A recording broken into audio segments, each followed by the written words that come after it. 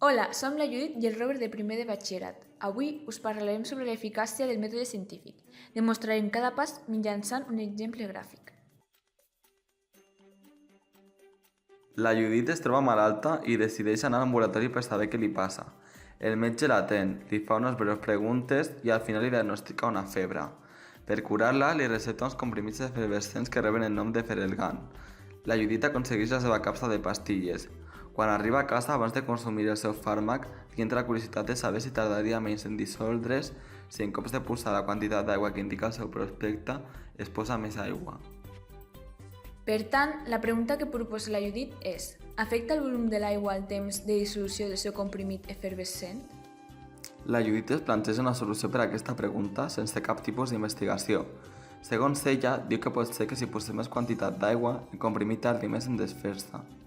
En aquest punt trobem dos tipus de variables, la independent i la dependent. La quantitat d'aigua a la que posarem el comprimit forma part de la variable independent, ja que és la que nosaltres podem canviar i que d'aquesta depèn l'altra variable. La dependent, que en aquest cas tenim el temps de dissolució, ja que pot canviar segons la quantitat d'aigua que posem.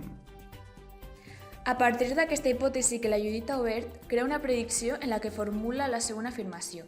Si la quantitat d'aigua afecta el temps de dissolució, llavors quan posem menys aigua en el comprimit tardarà menys en diluir-se. Ara començarem a experimentar.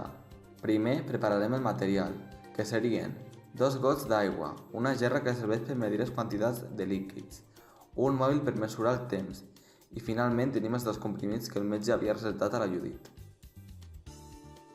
Per fer aquest experiment, seguirem els següents passos. Primer, col·loquem les dues quantitats d'aigua proposades. En aquest cas, 150 i 330 ml. Abans de ficar el comprimit en l'aigua, preparem el cronòmetre. Ara posarem els comprimits.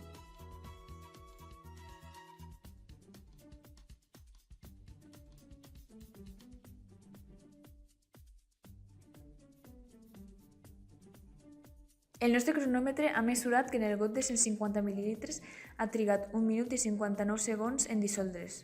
En canvi, el got de 330 ml ha trigat 1 minut i 47 segons.